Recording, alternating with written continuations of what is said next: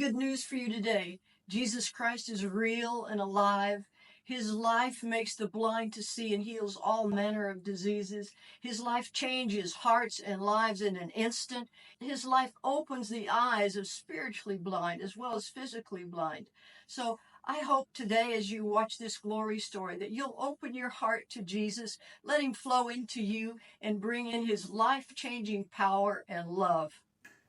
I'm going to share with you today an interesting adventure, my first trip into China. This was way back at the beginning of 1981, January of 1981.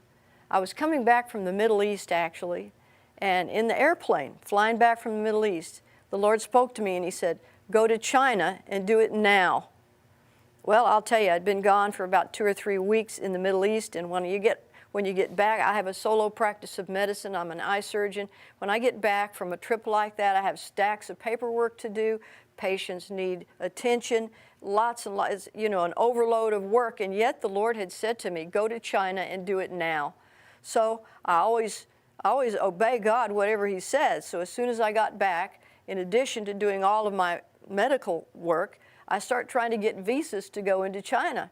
I tried and tried. I tried and tried and tried, and I couldn't get any visas. I keep trying and trying. I couldn't get any visas. So finally, I say, we're just going to go to Hong Kong, and God will give us a visa there. So I book flights to Hong Kong. We go to Hong Kong, and in a few days, we did get a visa. They put us in an English-speaking group of 8 people and took us into Guangzhou, China, which is the southern part of China. And here you remember, this is the middle now of winter. This is January of 1981. It's a time when China has just come out of the Cultural Revolution. They're not used to having visitors. Tourism is zip back then. And so the facilities were really not available for tourists like we were. But they took us in, and even in January in Guangzhou, it's a southern part of China, and it's kind of like Miami would be in the winter in America. So the temperature was pretty nice. I had on a light jacket, or some people had on light sweaters. We got to walk about in an open market and walk among the people, and the people were so sweet and so kind. I fell in love with the Chinese people right away. They all had on Mao outfits. All of the adults were wearing them. Mainly navy blue trousers and Mao jackets and little shoes, and everybody was dressed the same. The only colors that you saw on anybody were on the babies, and the babies had on, baby colors, which was refreshing, but everybody else just had on Mao jackets, Mao slacks, and everybody was walking. Some people had bicycles, but most people were just walking. There was rarely a motor vehicle seen at all, period. People didn't have them. The government had a few, but the people didn't have any. So everybody was either walking or bicycles. And in the marketplace, I found things very interesting because, we don't really eat cats or dogs. Where I come from, we don't, but they were for sale in the market, for sale for eating purposes. And then, I was walking along and I saw some strange looking, I didn't know what they were, bundles. They were bundles. Some of them were maybe 3 inches high, some of them were 4 inches, some of them were 6 inches. And I was standing across the walkway looking at these bundles of things, and I couldn't figure out what they were. So I step a little closer to them, and I see that what they are, you wouldn't guess it. They're centipedes tied together, different lengths of centipedes tied together. So the food things available for food over there were very different and unusual and strange. Wherever we went, if you wanted water, whether it was water to bathe in or water to cook with, you started with brown water. The water was just brown wherever you went. And the hotel rooms, they didn't have any locks on the door. Well, they didn't really need them because the people there were so honest. You could have if you had a Rolex watch or a stack of $100 bills or something on your nightstand, they could dust around it, but they wouldn't touch it. They wouldn't take it. So there were no locks on the hotel doors. Well, that was certainly a new experience for sure. But I noticed that people were so easily pleased, I guess you'd say. They were happy with simple things. like, you know, one man would have a little bird cage with a little bird in it, and he'd take it for where he was going on a walk, and he'd just keep it there, and he was so, it made him so happy just to have a little bird with him. Or a cup of hot tea. Just a simple thing like that. Simple things were pleasing to them. They didn't have any shopping malls that had 300 different kinds of athletic shoes to choose from. Their life was not cluttered with the things that sometimes our life is cluttered with. They were simple people, sweet, honest people, easy to fall in love with people, which we fell in love with them right away. So Guangzhou was a very pleasant experience. And then they put us on an airplane. Now, remember, they're taking us on a tour of China. So we're going wherever they take us with the communist guide that they gave us. We're seeing what they want us to see. But we're grateful to be in China. God told me to go, so we're going. Okay, so then they fly us from Guangzhou, which is like southern China. They fly us to Beijing, which is far northern China, like Minnesota would be in America, in January. You know what that would be like? Freezing, freezing cold. And they took us straight from the airplane on a walking tour of the Forbidden City. The wind was blowing. It was freezing cold. We had on light jackets that we'd been wearing in Guangzhou. And they took our luggage to the hotel, which had our heavy coats in it. So here we are in light jackets. I don't know what the temperature was, but it was for sure below freezing. And took us on an outdoor walking tour of the Forbidden City. Oh, there were beautiful things in there, you know, embroidered silk gowns that the empress would wear or the members of their imperial court would wear, beautiful artifacts that they had carved and painted. They're great artisans there. They're really good in minute detail with their hands, and they're so gifted. And so it was beautiful, but there was no heat. Anywhere you went, there was no heat. There was no heat in the hotels. There's no heat in the restaurants. There's no heat anywhere you go, so you're freezing, freezing cold. And the other thing that happened is that, you know, when it was mealtime, you were given, each one of the persons was, and there were 8 of us, were given chopsticks, personal chopsticks to eat with. Well, you know, if you're American, you probably never tried a chopstick before, especially back in 1981, but you quickly learned how to use it. You had to if you wanted to eat anything. So there was a round, what we would call Lazy Susan, but they put the various dishes on this round thing in the middle. None of those dishes had serving utensils in them. So you would use your chopsticks and put things on your plate and eat with your chopsticks, and everybody else would do the same. It would come back around, you'd put your chopsticks in, they'd put their in the same bowl. So everybody, if anybody was sick with whatever kind of infirmity, it was being passed around to everybody in the group. So everybody in the whole group ended up sick, either with gastrointestinal problems or with respiratory problems, because it was freezing, there was no heat. There wasn't really very much to eat. And they kept telling us now, later on in the trip, when you get to Wuhan, the special place Wuhan, you're going to have special things for you there, special treat to eat, and so beautiful. And so all the whole trip we were thinking, oh, it's going to be so wonderful when we get to Wuhan. But meanwhile, we're not in Wuhan. We're up there in Beijing. It's freezing cold. I had on a full-length wool coat, which I brought from my home. But the wind was going through that just like I was wearing chiffon. It was like, it wasn't warm at all. I was freezing. So one day we took a little trip away from the group. They let us go, and so we went to a store there in Beijing, a department store. And so I went to look to see if I could find a warmer something to wear. So I saw this area that had silk jackets. And so I start trying on silk jackets. Well, to begin with, you know, I'm blonde, blue-eyed, and they never even saw anybody that looked like me before. So I already had a crowd of people everywhere I was going. They were just looking and pointing and just wanted to see what I looked like, because they never saw a person like this skin and this hair and these eyes. They never saw this before. And so I was already like a rare, I don't know, a white rhino or something in the zoo. I had a big parade of people watching me. So here I was in the shop trying on jackets, silk jackets. Well, I liked the red jacket, so I chose the red jacket and I wore that. But I'm telling you what, it was just a short jacket, but it was so warm. It had layers of silk on the inside of the jacket, and the wind wouldn't get through that. And so it was really warm and really nice. I actually, even when I got home, I wore that silk jacket over and over and over until I had it so frayed and worn out, I finally had to give it away. But I love that red silk jacket. Later on, I found out why they were around me in the department store looking at me like some freaky person, because I found out that what they do, they happen to wear red when you're going to be married, or it's a married color. You know, that's when you wear red. And I just bought it because I liked the red jacket. Then when we went from Beijing, we went up to the Great Wall of China. Oh my, what a phenomenal place that is. You know, it was built 2,000 years ago. And the thing is 4,000 miles long, 4,000 miles long.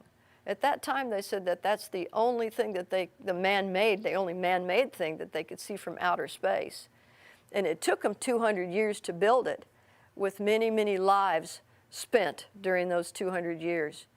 But since there wasn't tourism back then, it was really kind of like in a semi-torn down state, at least where we were. Parts of the wall were totally torn down, but where we were, you know, you could go up the steps, and the steps were not like ordinary steps. They were more like, I'd say 45 degrees or maybe more steep than that, climbing up those steps. And I climbed as far as I could go out on the far end of the wall. No, I don't mean 2,000 miles, but, you know, as far as I could go in that part. And I stood up there, you know, and I prayed over the nation of China. The Great Wall of China is in the far north part of China, and so I could stand there on the Great Wall of China. I could prophesy over the nation that God would bless the nation. He would bless the nation and visit the nation and bring people into His kingdom of God. And it was a time that I will never forget. Great Wall of China. I've been able to visit it many times since then, but that was my first visit, and it was something that's always been in my mind. What a fabulous trip. So, you know, part of the time we got to see, like they would be carving on jade or carving on ivory, and people would be just doing these things with their hands and with a little bit of machinery and creating such beautiful, wonderful things. They like to do things in meticulous detail. One such interesting thing, you could buy little bottles or bigger bottles, any size bottles, but they would put a paintbrush with a 90-degree angle on the end of it, and they would put it on the inside of the bottle, and they would paint the bottle from the inside of the bottle. And so, you know, it would, I mean, have you ever seen a bottle painted from the inside? And they routinely did that, and it's beautiful artwork, beautiful. So then, finally, when the day came that we did go to Wuhan, it's a little farther south than Beijing, but it's still freezing cold. It's still in the middle of January. And the lake, they had told us, oh, this will be a beautiful lake here. You enjoy this so much. So the lake was frozen, and we were frozen. Everything was frozen. And in this great feast that we were looking forward to having, they'd been telling us the whole time, this great feast. So when it finally came, you know what it was? It was a great big fish that it looked like a carp to me. You know, it had big scales on it. It had eyes and head and scales and fins, and the whole big carp, just the whole carp, with black sauce poured over the top of this fish. And that was our huge special treat in Wuhan.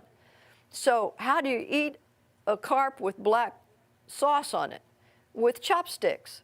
So you take your chopsticks and you grab a piece of scales, skin, bones, meat, black sauce, and you know, you put it on your plate. And so that was our great surprise in Wuhan, which I think all of us were surprised, but maybe not the same way that they thought we would be surprised.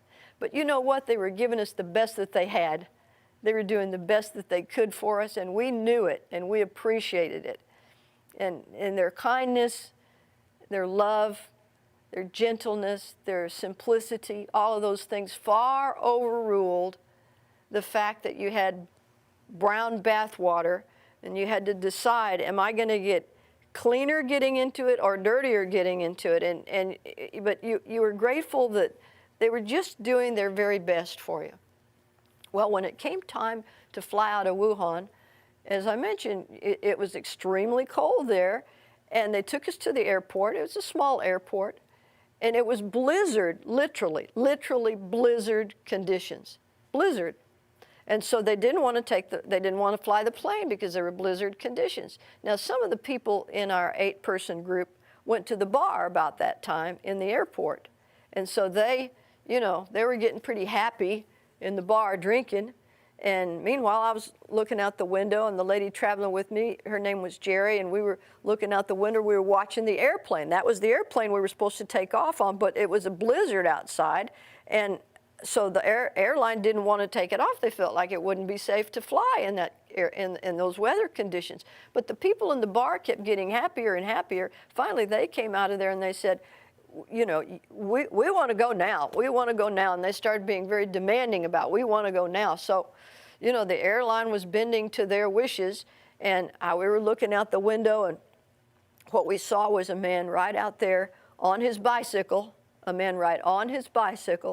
with, it was not a broom like you think of a broom, but it was a broom made out of sticks. Not straw, but sticks. And he climbed up on the wing of the airplane, and he took this broom and he stuck it in a bucket of some sort of solution, and with these sticks, he was painting the wing of the airline with this. And then he'd get up on the other wing and he'd do the same thing over there. That's the way they prepared this airline for takeoff. You can imagine how safe that was. But everybody from the bar was demanding to leave. So finally they load us into the airplane.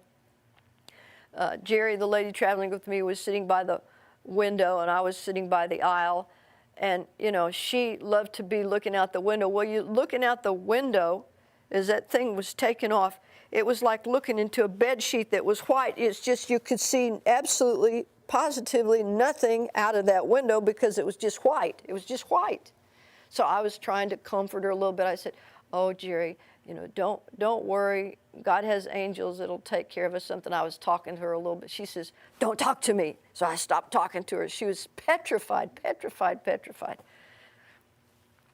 Well, we finally did land back in Hong Kong safely. We did go home. And I'll say that trip made us absolutely fall in love with the Chinese people. So we went back many, many times after that. The next time we went back was in the fall of that same year with a woman, a famous evangelist that I'll have to tell you about her in another glory story. Her name was Nora Lamb. We went with her. We went with Jim Irwin, who was an astronaut who went to the moon. And because Jim Irwin was there with us, they gave us such preferential treatment. We got to stay in the State House in Beijing, which was the place where they put dignitaries and very special people that we would never have an opportunity to be there. But because we were with an astronaut, they put us in that place where presidents of nations were right down the hall, and here we are with them. And when we went to the Great Wall of China again, and this was phenomenon to see.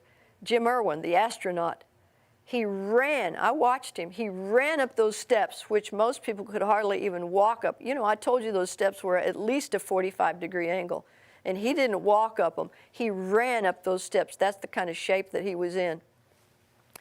But Nora was Chinese, and she had lived through the Cultural Revolution, and it had affected her life greatly. So at that point in time, the revolution was over, and she was back in her homeland, and she cared for the people and loved the people and wanted to help them in every way. We ended up going back to China so many times. Actually, I spent a whole lot of my life there for 10 or 15 years. I'd end up going back 2 or 3 times a year to China, and built an eye surgery center in Beijing, and did a lot of free surgery on poor people there. But on one occasion, I'm going to tell you what happened. I was invited by the Chinese Academy of Medical Sciences to come and lecture in Beijing. And I didn't know if they were going to want me to do surgery or not. But I thought, you know, they might want me to do surgery, and if they want me to, I better take some instruments along. I got to thinking about their instruments. I didn't know what kind of instruments they'd have, and I thought I better take my own instruments because all the surgery we do is through an operating microscope. So you need microsurgical instruments to do microscopic surgery. So I thought I better take my instruments. Well, there were two ladies going with me on that particular trip. One was Jerry, who didn't like anything medical at all. I mean, she just didn't want to hear about it, look at it. She didn't want to know anything about medicine. And the other lady was a woman from Virginia that would have been a wonderful candidate to learn about my instruments, because I didn't want to hand my instruments to somebody that didn't know how to take care of them. They're very, very expensive. One instrument might cost $2,000 or more sometimes. And so you can't just take these precision instruments and hand them to somebody that doesn't know how to take care of them. They might just bump it a little hard against something and completely ruin the instrument.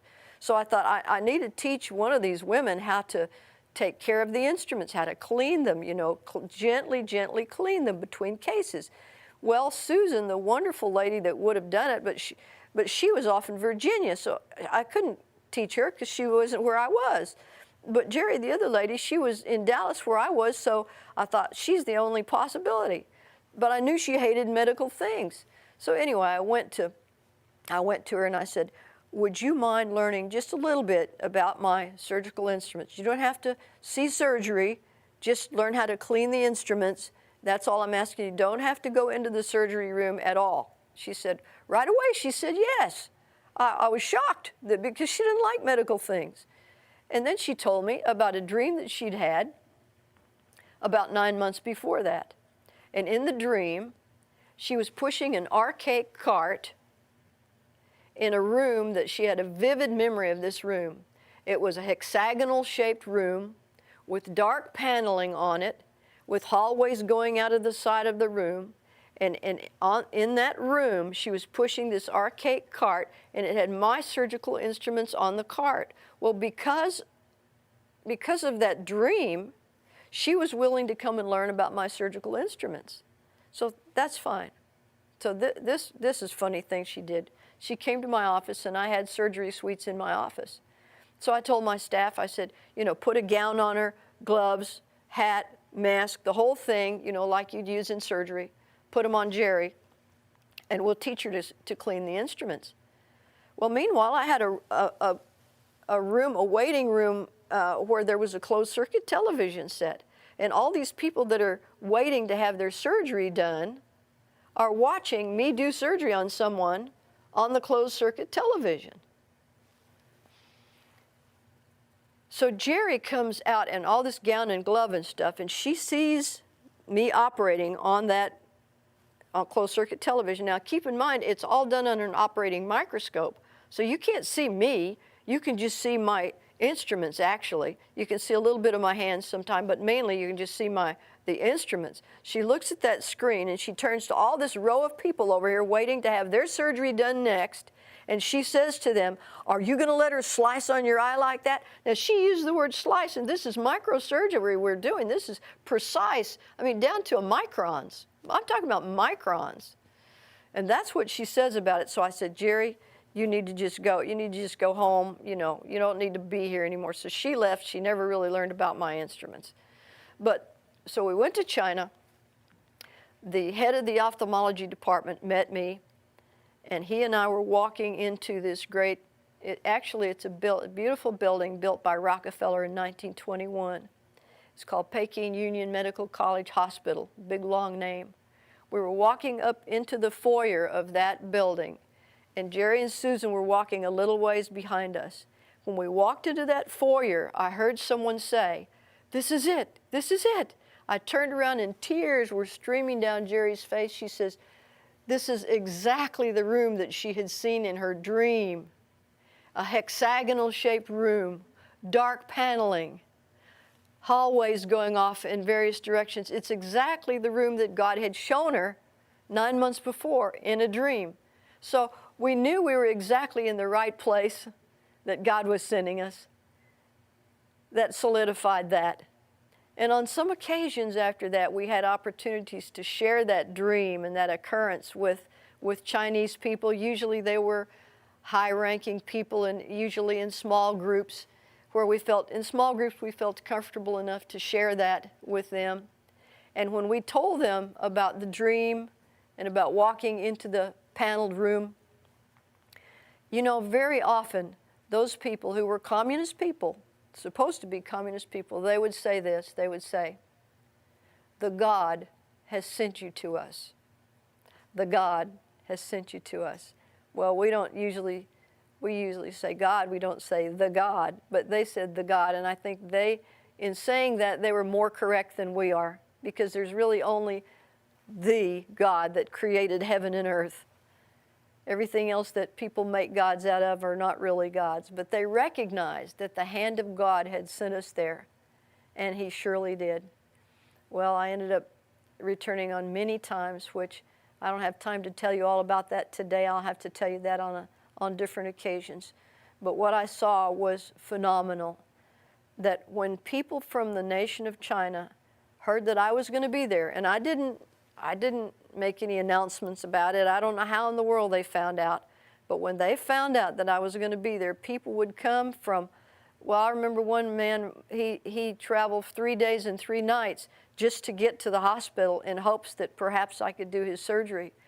And on top of that, I saw surgeries that were so horrible that the patients had had traumatic injuries, and they had had sometimes 2 or 3 other surgeries before I ever saw them. And they felt like they were hopeless, and so they're coming to see if I could do something for them. And so I would always pray, and I would always do the best I could, but I saw things in Chinese people's eyes that I had never seen in America, because in America, we have better care, and earlier at the time of the injury, someone would repair it and they'd do a good job, and you wouldn't see these long-term complications. So anyway, God made a way for me to go there and help many, many Chinese people, teach Chinese doctors new techniques and how to do the things well and to have better instrumentation. I took over modern equipment myself and gave it to them and instructed them. And so God used that as a time to elevate the whole quality of eye care in Beijing, and out of Beijing would teach the more remote areas. So I thank God for enabling me to help those Chinese people. And I appreciate you being with me today and letting me share my first experience going to China with you. And I just want to say that in my heart, I love the Chinese people. And I hope that through this little thing, this little picture of it, that you'll love them more now than you did before. Thank you for being with us today. I hope that you opened your heart today and let Jesus flow into your heart with His life-changing power and His love. If you want more faith-building materials, go to our website, which is godsinstrument.com, godsinstrument.com. And above all, remember that Jesus loves you.